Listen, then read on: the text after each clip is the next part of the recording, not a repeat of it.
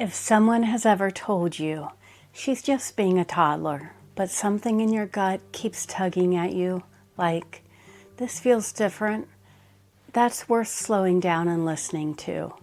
Not because it automatically means something is wrong, but because your instincts as a parent are often picking up on patterns other people can't see yet. In this video, I'm going to help you understand what is important when looking at toddler development, why ADHD is so hard to accurately identify this early, and the specific signs that tell us it's time to stop waiting and get a deeper evaluation to make sure nothing important is being missed, because intervening is almost always easier when something is caught sooner. Toddlers don't develop in neat, even lines. It's normal for development to be uneven. One skill might take off early while another lags behind. So you can end up with a child who has big feelings, big ideas, or big energy, but not yet the attention, impulse control, or self-regulation skills to match. And when that gap is wide, things can start to look chaotic. That's one of the reasons ADHD is so hard to sort out this young. Sometimes we're seeing a true difference in how a brain is developing, and sometimes we're seeing a temporary lag that evens out with time and support. That's why parents are often told to wait and see. And sometimes that really is the right advice, even though I know it's hard. But there's an important difference between waiting and watching closely. When we pair time with good parenting support, we learn a lot.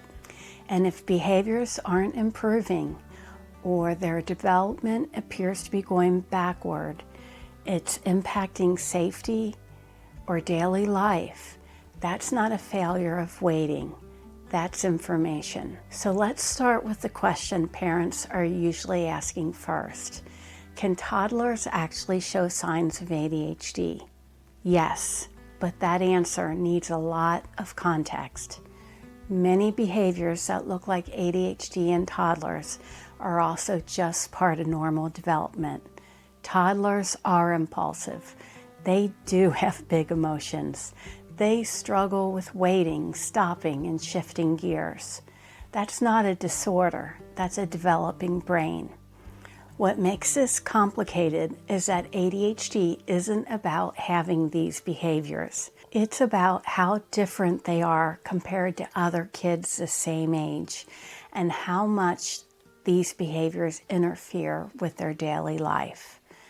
Some toddlers are noticeably more active, more impulsive, or more intense across settings, not just at home, not just when they're tired, but most of the time.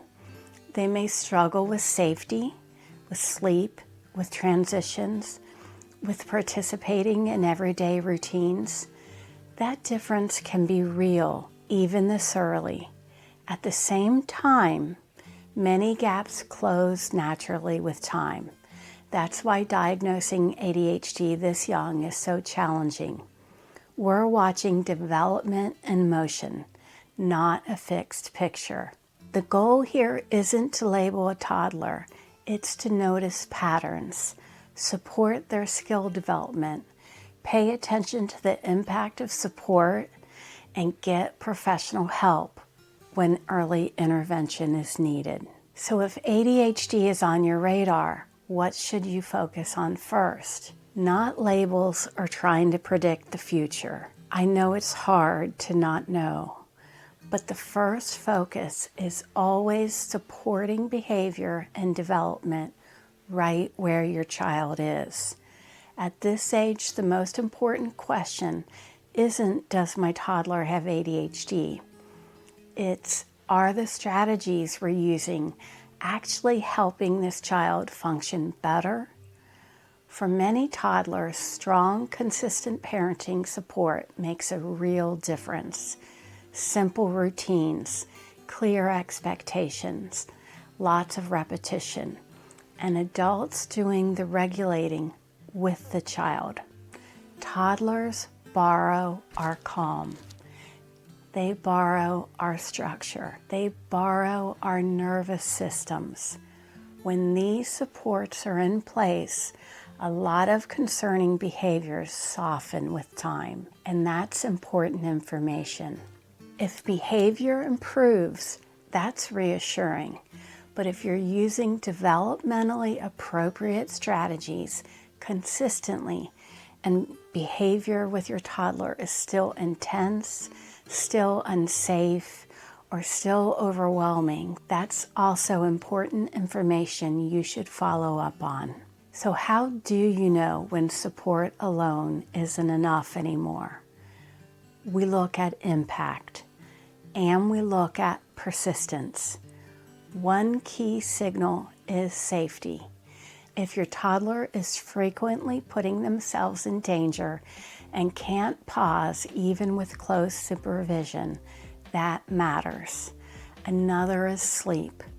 Ongoing sleep struggles that don't improve with consistent routines can affect development and family functioning. A formal evaluation makes sense when concerns aren't going away, they affect daily functioning, and they aren't improving with good support. Especially when safety is affected, sleep is disrupted, participation is limited, or developmental milestones aren't being met. An evaluation at this age isn't about giving a toddler a permanent label. It's about ruling things out and making sure nothing important is missed.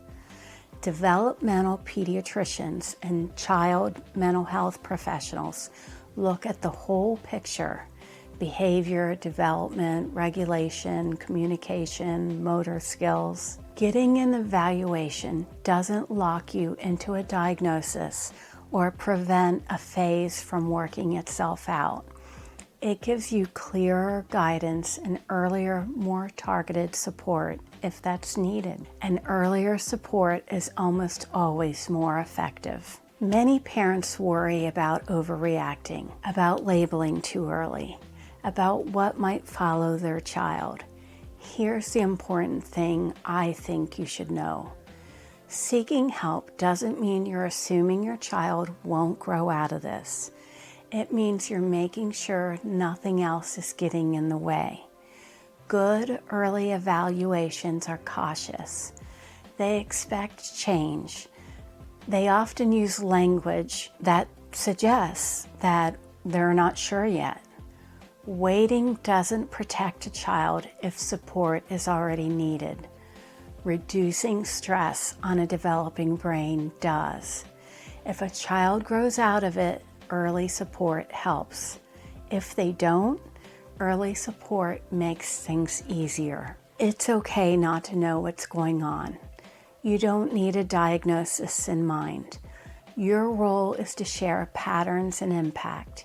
Instead of naming ADHD, it can help to say, things aren't improving despite that I'm really working on having consistent routines. Or we're concerned about safety. Or we're concerned about how they're doing at school or with other kids. Or we're having a hard time getting through the day. Or we're hearing concerns from different people or places. You should also talk about what you've tried: routines, repetition, co-regulation, and what's still hard. If you continue to feel concerned after working on things yourself, you should ask for a referral to a developmental pediatrician or a child mental health professional. That's not overreacting. That's advocating. And one last thing, if you're feeling that familiar knot, second-guessing your instincts, that's not random. A lot of moms, especially ADHD moms and moms raising ADHD kids, carry a heavy layer of guilt around these decisions. I have another video where I talk directly about mom guilt and why it shows up so strongly in ADHD families, and how to loosen its grip without second-guessing every instinct. If that sounds familiar, click right here to watch that next. You're not overreacting, you're paying attention.